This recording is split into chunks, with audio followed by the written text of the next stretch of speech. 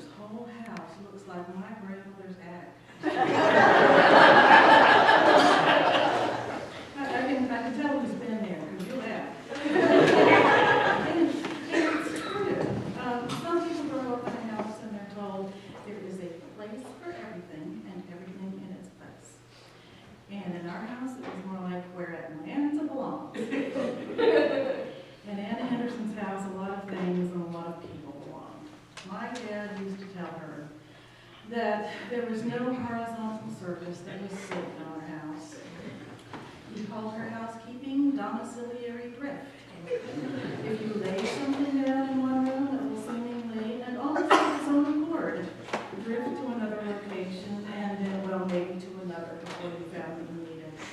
It's all true. And the reason it's true is because Mom was a collector. She loved art and she collected it. She was a big supporter of the local artists. When I was in high school, there were not many local art openings she did not attend. And when Mom went, Mom spent. I don't know if Bernstein's gave frequent flyer miles for framing, but with the miles Mom would have earned, she could have circumnavigated the globe more than once. Never a fan of big box stores. She loved to patronize local businesses, and she loved good service, and she rewarded both with her loyalty. Now, I know we have several generations here, and if others are like me, once your parents start getting a little older, you start getting a little concerned about finances. And so one time I said, Mom, they're doing these special deals on prescriptions now, and if you get generic and you go to less than such a place, it won't cost you that much. And she said, hold on a minute. And she gave me that look, which for those of you who were ever in my class, or for those of you who might ever have crossed her at some time, knew that look. And she said, Leslie, and I was surprised she didn't use my full name, but she wasn't that mad. She said, when your father was ill, and at the end of his life, there was a medication that he needed that only the pharmacist at Holly Avenue Pharmacy was able to get. He got it, he filled a prescription, he drove to my house, he parked in my driveway, he walked up my steps into my house, placed it on my kitchen counter and said, Mrs. Henderson, can you get a chance to start us a check?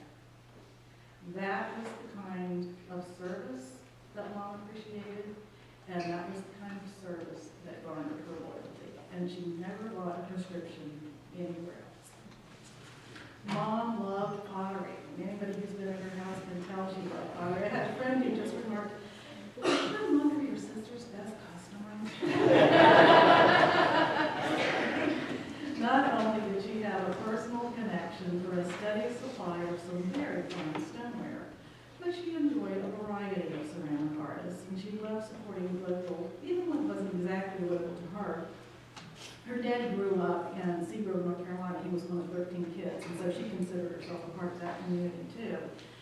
And that's the hotbed of pottery from North Carolina, and the North Carolina Pottery Center is there in Seagrove, and she enjoyed going to the auction there every year. And they had a silent auction, and then they had a public auction, and she loved nothing better than to take a child or a grandchild and have them go do her bidding, literally, Gabrielle, do her bidding on the silent auction pieces, with the canes you couldn't move quite as fast, and so she'd say,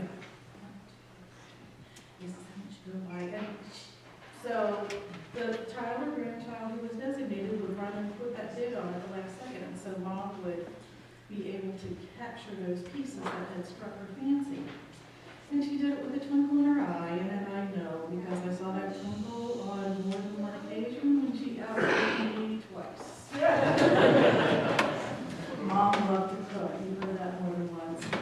She was good at it. Our dad always said that no one should ever pass up the chance to sit at Anna Henderson's table. He was a great admirer of her culinary skills and of her. She was preparing ethnic food at a time when most folks considered chef rarity in a can to be exotic fare, and they thought it was Italian. Now, both my folks were good cooks. In fact, they once took a French cooking class from Barton and Jeanette, and that particular class was called on to prepare a special dinner for what was then the Norfolk Museum of Art, now of course it's the Chrysler Museum of Art. And this was a 4-course meal featuring cocoa. And so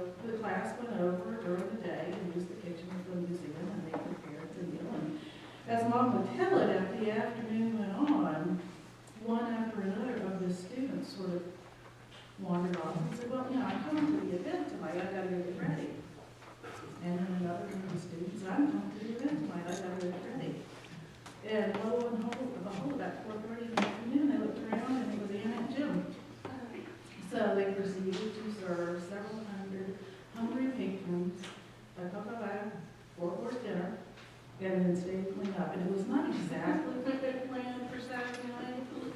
And no doubt there was a little moaning under the breath from one of my parents.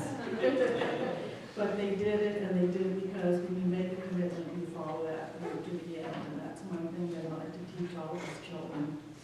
There were a lot of things Mom loved. She loved to read. She told me about when she was a young girl, and if you've been around Mom any period of time, you know that she was fairly self-effacing. She would say, in my youth, back when the earth was cooling. She would take a book and go tuck herself in among the vines of her grandfather's grave arbor and read to her heart's content for several hours.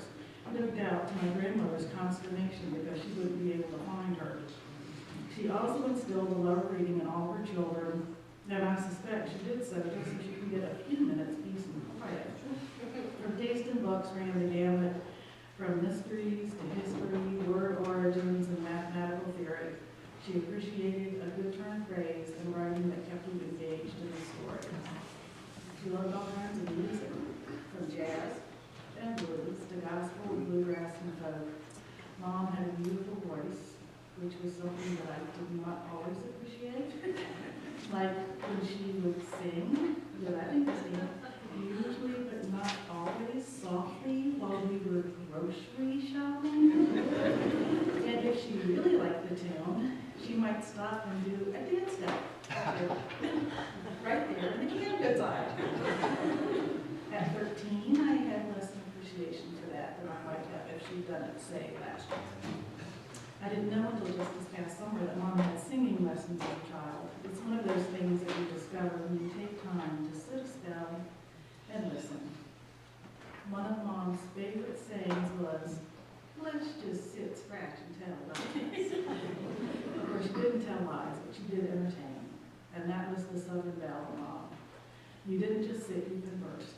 And she could talk on just about any subject. She was both well-read and well-spoken, and there was nothing she loved better than to have a chat with friends and family.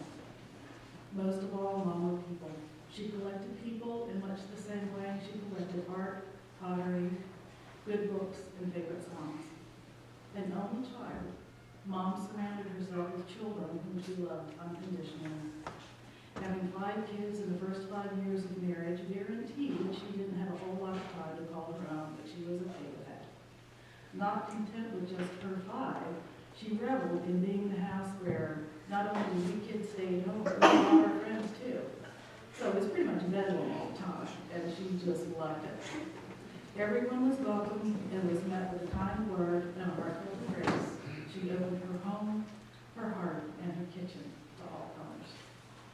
Smart, funny, kind, and generous. Mom was a lot of things to a lot of people, and I am thankful that we had her as long as we did.